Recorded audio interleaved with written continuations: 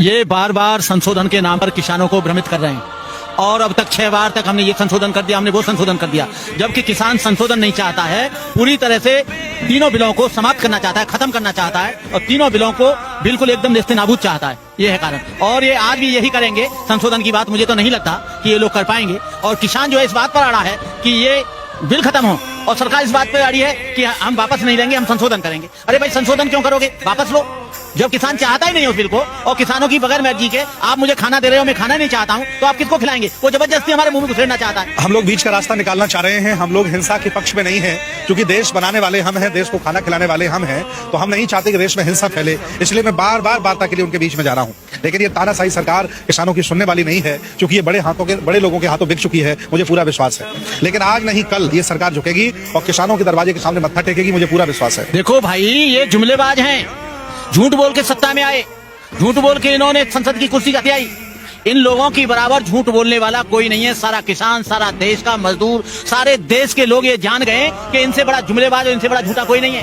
पहले जब ये सत्ता में आए तो कहा इन्होंने 15-15 लाख रुपया मिलेंगे, काला धन वापस होगा और 2 करोड़ लोगों को नौकरी मिलेगी। अब 2 करोड़ नौकरी तो नहीं मिली, वो संस्थान और बेच रहे हैं। इसी तरह से ये किसानों के खेतों को बेचेंगे, किसानों को बधुआ बना देंगे, किसानों को ये गुलाम बना लेंगे। ईस्ट इंडिया कंपनी है ये नई ईस्ट इंडिया कंपनी आई है। पहले वो ईस्ट इंडिया कंपनी थी जिसने देश पर कब्जा किया, अब ये अडानी और अंबानी ईस्ट इंडिया कंपनी आ गई जो देश पर कब्जा करने के लिए चाह रहे हैं। अब किसान जाग गया है, किसान इतना बेवकूफ नहीं है, किसान पढ़ा लिखा है। किसानों में MA PhD भी है, डीलिट भी है, किसानों में डॉक्टर भी है, इंजीनियर भी है। अब पहले की तरह बेवकूफ नहीं है। इनको, इनके बाप को भी ये बिल वापस लेना पड़ेगा और किसान इससे ज्यादा कम पर समझौता नहीं करेगा। संशोधन के नाम पर ये फिर गुमराह करना चाहते हैं। कभी गृह मंत्री को भेज देते हैं, कभी रक्षा मंत्री को, कभी कानून मंत्री को। इनकी जरूरत नहीं है।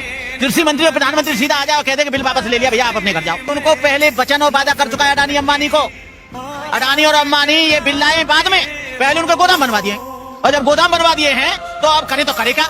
गले में हड्डी ऐसी फंसी है, यदि वापस लेते हैं तो दोनों पूंजीपति घराने नाराज और नहीं वापस लेते हैं तो इधर किसान नाराज। अब उसको कोई रास्ता दिखाई नहीं दे रहा है। इसने तो ये सोचा था कि किसान बेवकूफ है, मान जाएगा और किसान तो ऐसा है कि उसको कैसे भी भरमा दो। लेकिन किसान जब उठ खड़ा हुआ, 3 महीने से पंजाब में आंदोलन चला, अब उत्तर प्रदेश में आंदोलन चल रहा है, मध्य प्रदेश में आंदोलन चल रहा है, बिहार में आंदोलन चल रहा है, हरियाणा में आंदोलन चल रहा है। पूरे जब देश के किसान जाग गए तब इनको पता लगा कि मैंने तो बेकार इनके गोदाम बनवा दिए। अब गोदाम बना दिए उनके अरबों रुपए के, तो अब क्या करेंगे कि यदि ये वापस बिल लेता है तो इसको रुपया नहीं देंगे वो इलेक्शन लड़ने के लिए, और रुपया नहीं देंगे तो सत्ता में कैसे आएंगे? तो ये चक्कर है। सुना, अभी EVM खत्म हो जाए, ये कल सत्ता में हट जाएंगे, दूसरे लोग आ जाएंगे। ये EVM भी बड़ा खतरनाक है, यही बच्चा देता है राजनीति का, यही कुर्सी और MP पैदा करता है, कोई वोट इनको नहीं देता है। तो ये कारण है भैया, क्या करें? अब फंस गए ये चक्कर में। ये जो बिल ला रहा है इसे कौन कह रहा है? तू बिल्ला नहीं, मैं पूछ रहा हूँ, किसने कहा? जबरदस्ती बिल पे ले जा रहा है। हम ले नहीं रहे हैं बिल, हम बिल पास कर रहे हैं कि ये BJP गवर्नमेंट बदलनी चाहिए। क्या हट जाएंगे ये लोग? हम कह रहे हैं हम प्रधानमंत्री नहीं मानते तुझे, तू हट जाएगा?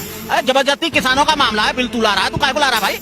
क्या करेगा बिल ला के यहाँ पर है? और ऐसा बिल ला रहा है, कोई जरूरत नहीं है इसके बिल फिल की। ये बिल तुरंत हटना चाहिए और इसकी जरूरत नहीं है। और इसके बिल फिल को कभी कोई नहीं मानेगा, कभी कोई नहीं मानेगा किसी भी हालत में, और इनको कोई अनाज नहीं देगा अडानी और अंबानी को, ये भगते रहे। हम लोग किसी भी तरह से हिंसा नहीं चाहते हैं। ये देश बनाया हमने, देश को खिलाया हमने और देश पर शीर्ष पर पहुंचाया हमने। किसान ही देश में IAS PCS जज देता है, बॉर्डर पर लड़ने के लिए सैनिक देता है, इसलिए किसान हिंसा नहीं चाह रहा है। किसान कह रहा है कि भाई शांति से सरकार मान जाओ और बिल वापस कर लो, इतनी सी बात है। वो लोग पता नहीं क्यों प्रश्न जिसू बना के बैठे हुए हैं। देखिए 3 बिल हैं, तीनों को हमने पढ़ा हुआ है। हमारी जितनी भी पुरातन मंडियां हैं उन मंडियों के सामने अडानी अंबानी मंडी बनाएगा और थोड़ा महंगा खरीद लेगा, लेकिन तब तक हमारी पुरानी मंडी खत्म हो जाएगी। ये किसानों के हित में नहीं है, किसानों का नुकसान करने वाला है। नहीं, कॉन्ट्रैक्ट फार्मिंग ये ला रहे हैं। छोटे छोटे जमीन वाले बेचारे सब मजदूर हो जाएंगे। हमारी खेत का टमाटर ही हमको 500 रुपए किलो बेचेंगे, हमारे खेत की मटर ही हमें 200 रुपए किलो बेचेंगे। हमें नहीं चाहिए ना।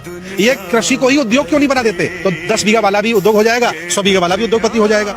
और तीसरा ये करना चाह रहे हैं, इन्होंने लिमिट खत्म कर दी है। इतने बड़े बड़े पैसे वाले हैं, कोरोना में पूरा देश हार गया, लेकिन अडानी अंबानी बढ़ते चले जा रहे हैं। ये सब लोग जान गए ना। अब ये सारा भंडारण खुद कर लेंगे। किसान तो जिंदा रह लेगा क्योंकि वो पैदा करता है। मास्टर कैसे जिंदा रहेगा, डॉक्टर कैसे जिंदा रहेगा, मजदूर क्या करेगा? उसको तो बहुत महंगा मिलेगा ना खाना। इसलिए ये बिल मजदूरों के भी खिलाफ है, सरकारी कर्मचारियों के भी खिलाफ है और हम लोगों के भी खिलाफ है, किसानों के भी खिलाफ है।